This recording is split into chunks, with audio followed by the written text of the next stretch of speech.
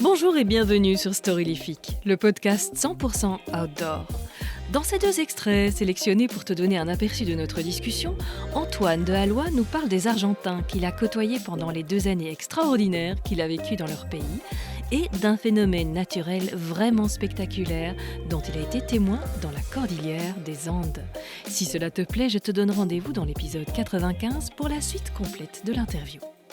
Et alors, la vie avec les Argentins, comment c'était Ah, mais les Argentins, ils sont vraiment, ils sont adorables, quoi. C'est des gens, tu les connais à peine et ils vont t'accueillir dans leur bande d'amis, dans leur famille, comme si t'étais là depuis toujours, quoi. Hmm. Moi, petite anecdote, mais je pense qu'il y aura beaucoup d'anecdotes. Mes On est là meilleurs pour ça, copains que je me suis fait ça tombe là-bas, bien. euh, c- c'était véritablement une collègue avec qui je m'étais entendu super bien. Et alors un soir, elle m'appelle, elle me dit, ah, si tu veux, Antoine, j'ai des copains de ton âge et tout, des gars, je leur ai parlé de toi, ils ont envie de te rencontrer, t'es invité à un barbecue chez eux ce soir. Yes! Et ces gars sont d'un Asado! coup devenus des super bons copains. Ouais, exactement, à ça. C'est vraiment un assado. Et normalement, je mange pas de viande, mais là, j'avais fait l'exception et ça valait la peine. Enfin, bref.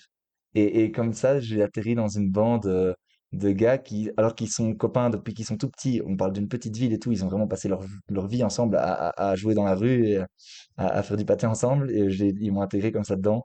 Et puis même avec, voilà, les collègues, l'équipe de hockey, tout ça, c'est toujours la même histoire. Ces gens sont si gentils. Et en plus, faut quand même pas oublier qu'en Argentine, ils ont pas rien, hein, mais on va dire qu'ils ont de moins en moins parce que la crise économique, elle se fait sentir de plus en plus chaque année. Mais c'est vraiment à vue d'œil. Moi, en 2 ans, j'ai pu voir mon pouvoir d'achat, celui de mes copains, de mes collègues, se rétrécir, quoi. C'est dû à quoi? C'est quoi qui les impacte? C'est quelle industrie qui périclite là? Ben, c'est toute l'économie du pays. En fait, il y a le problème, c'est que le peso argentin ne vaut plus rien aux yeux des gens. Donc, si aujourd'hui, 1 dollar vaut, alors je pense qu'aujourd'hui ça vaut quelque chose comme 1400, 1500 pesos, et ben tout le monde préférera avoir 1 dollar que 1500 pesos. C'est comme ça qu'en fait, la valeur du pesos ne fait que baisser parce que personne n'en veut, personne n'y fait confiance. Et puis aussi, il y a toutes des politiques publiques qui sont pas mises en place de la meilleure des façons, etc. Mais je pense que c'est pas mal un cercle vicieux en fait. Et bon là, il y a un nouveau président, il a un peu fait le buzz, malheureusement plutôt le bad buzz. Il s'appelle Javier Milei. C'est un populiste extrême droite, ultralibéraliste. Yes. Les Argentins l'ont élu un peu en désespoir de cause, se disant ça fait 40 ans que notre pays périclite. Aujourd'hui, on est à un taux de pauvreté de 60%. C'est énorme.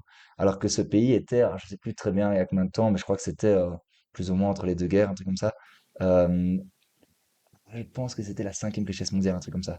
Ah oui, oui, oui, ça je me rendais pas compte. Ouais. Alors bon, c'est à fact-checker, Hmm. mais on n'en est pas loin. Et malgré ces gros soucis économiques et tout, et ben les Argentins, ils sont si généreux, si accueillants, et ils sont, et du coup ça, une vie là-bas, ça, c'est une vie beaucoup plus simple, centrée sur, je dirais, les vraies choses. Et ça, j'ai vraiment beaucoup aimé en fait. Je sais pas, j'ai tendance à dire que là où en Belgique, en France, dans les familles, les endroits plus favorisés, pour entre guillemets que une bande de copains s'amusent, ils vont nécessairement devoir faire quelque chose d'un peu extraordinaire. Je sais pas moi, grand tour à vélo, des vacances, une grosse fête. Voilà, en Argentine, c'est souvent se retrouver dans un parc et boire du maté. Et, et on partage l'addition pour les cookies qui ont été achetés, quoi, parce que c'est comme ça. Mais donc c'est vraiment un retour à une vie plus simple, un retour forcé malheureusement pour eux, mais qui en tout cas moi, j'étais en même temps dans une position confortable. Je veux dire, le jour où j'en avais marre d'être pauvre, j'aurais pu rentrer chez moi. Mais moi, dans cette situation confortable, j'ai vraiment adoré pouvoir vivre cette vie plus simple et vraiment plus centrée sur l'humain. Ouais. Ouais, C'était ouais, plus ou moins ouais. ta question, non? Ah oui, il y a une photo sur ton profil qui m'avait super intéressée parce que c'est un de mes beaux souvenirs du Sri Lanka. C'est une ombre triangulaire portée par la montagne. Quand tu as un certain point de vue sur une mer de Ah, nuages, il y a ce triangle parfait qui est très interpellant. Hein. Donc c'est une question c'est du soleil qui se projette, c'est magique. Et donc je dis, ah, c'est comme au Sri Lanka, trop bien. Je crois que oui, ça doit pas être le seul endroit dans le monde où on le connaît. Visiblement, il y en a déjà 2, il y en a sans doute d'autres aussi, mais c'est juste magnifique, quoi. ouais, c'était hallucinant. En gros, on montait un volcan en face du plus haut sommet de la Bolivie. Le volcan qu'on montait, il s'appelle le Parinacota. Culmine à 6348 mètres. Bref. Et quand le soleil s'est levé, il s'est levé 100% derrière le sommet de la Bolivie, enfin derrière le sommet de la Bolivie pour nous. Et donc c'est comme ça que ça a créé cet halo lumineux triangulaire complètement dingue. Et c'est vrai que la photo est hallucinante et moi-même c'était hallucinant et à pleurer de beau. Le seul truc qu'on se Ouais. disait c'est ah ben merde, maintenant que le soleil est levé, il y en a tout juste la seule ombre possible qui nous empêcherait de nous réchauffer euh, est générée par ce sommet de la Bolivie. Genre le soleil il pouvait se lever à 360 degrés, il y avait une frange de 2 degrés où il pouvait pas se lever, c'était celle-là.